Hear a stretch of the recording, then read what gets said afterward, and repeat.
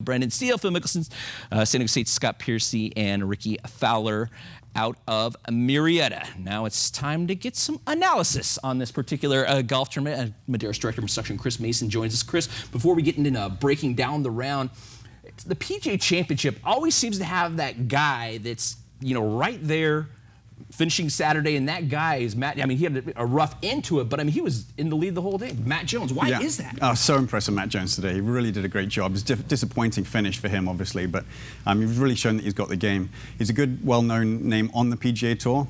Terrific golf swing, but hasn't really done a whole lot in the majors. I think his best finish is tied for 30th, so very impressed today. We're going to have a little fun right here. Now, Matt Jones. I want you to pick Matt Jones out of the crowd right there. Well, it went right there. The two other guys faded, but Matt Jones, that was Matt Jones. Nobody could recognize this guy, but I mean, it's so strange. You were talking about how the PGA sets up more like just a regular PGA, tour stop. It does, yeah. And most of the low scores in major championship history have come at the PGA. It's not as difficult as Augusta. It's not as difficult as the US Open setup. So because it's a little bit more like a regular PGA Tour stop, I think it produces some unusual winners. Beside, being one of our guest analysts, you also do the Director of Instruction in Madeiras, and you do our golf tips. Now, Matt Jones had my favorite hole of the day, where he pushes one into the hospitality tent. Let's go ahead and roll the video. Now, Chris, break this down and tell me how you play this particular shot. Well, it was the drama of the day, wasn't it? Landed on the carpet up in the hospitality tent, and it's really not that difficult of a shot for someone of his quality. I think he hit a 9 or 8 iron. It's basically like hitting off a mat at the range. So maybe put it back in your stance a little bit just to guarantee contact, but he hit a pretty good shot and unfortunately made bogey. So you would tell him to play it just like that, but maybe get it on the green, right? Yeah, he'll be disappointed with that result because it wasn't that difficult of a shot. Let's talk about Jason Day. I know we've been talking about Jason Day, and just, after the drama, what happened at the US Open where, he fainted because of, the dizzy spell and all that. Everybody really seems to be pulling for Jason Day, and here he is again in contention, the final round going into a major. I mean, everybody seems to want this guy to win, don't they? Yeah, this is his 3rd straight major with a 54-hole lead. He's got such a terrific game.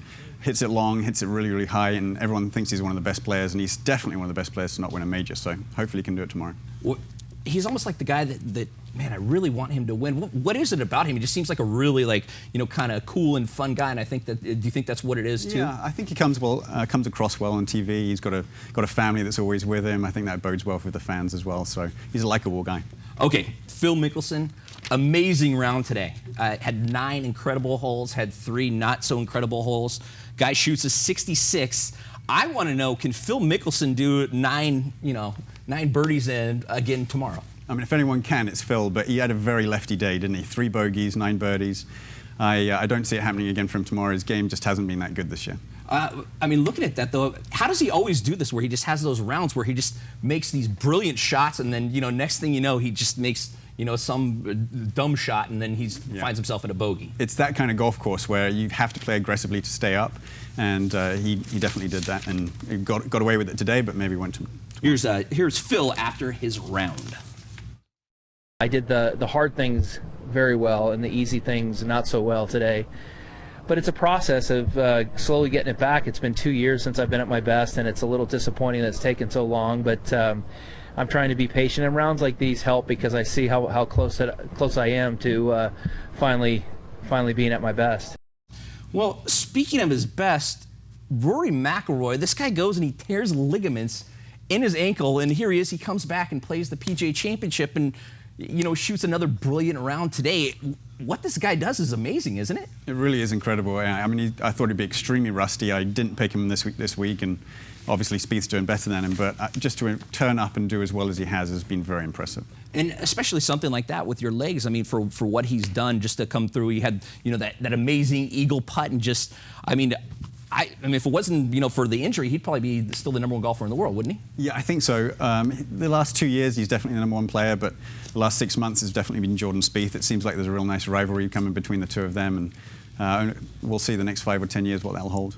Well, one guy's 21, one guy's 25. You have a 32-year-old on tour, and you have to be pretty proud. I know he had a little bit of a rough day. Brendan Steele today, one of your students. I mean, but it's really got to make you proud to see him contending here, in a major championship like this. Yeah, this is terrific for him. He's going to be very disappointed with how he played today.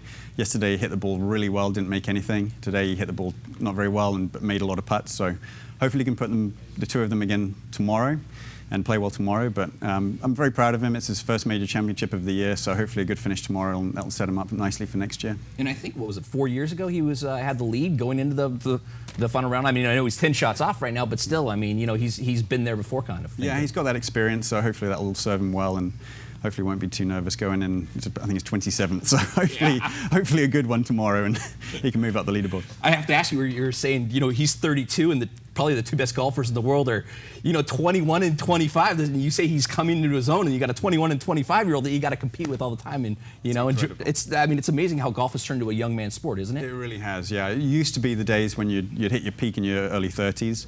Now it seems like it's mid-20s for these guys coming up. They're just so polished early.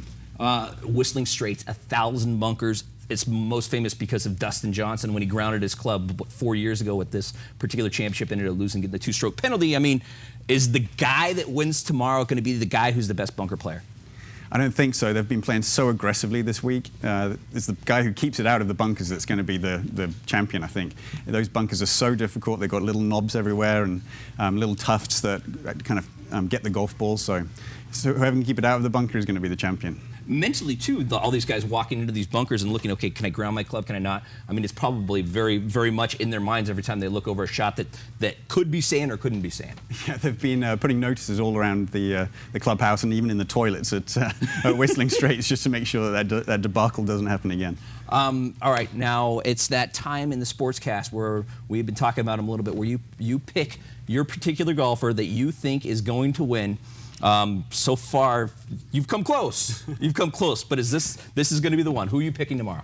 I would love to say Jason Day. He's had the lead in the last 3 majors after 54 holes, but he's got the experience of not getting it done. I don't think he's going to get it done again tomorrow. I'm going to go with a man who's had 10 rounds in the 60s this year in the majors. That's Mr. Jordan Spieth.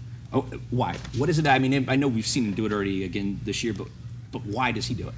He's just so hungry for it. He seems like the only person that wants the pressure, that wants the win, and it just is serving him so well in the pressure situation on Sunday. What do you think, speaking of Jordan and Rory, what do you think that, you know, with Tiger Woods fading, again, missing a cut, but these guys have done, because the crowds really seem captivated toward Jordan Spieth and Rory McIlroy. Yeah. What do you think these guys have done for golf in this rivalry that's really developing? Yeah, they've been quite welcoming to the fans, and they seem like ordinary guys who are just coming in their early 20s, quite mature, both of them, so they're very redeemable for the fans, so hopefully there will be a bit of a rivalry the next couple of years. All right. So you're going with Jordan Spieth. I'm going to go with.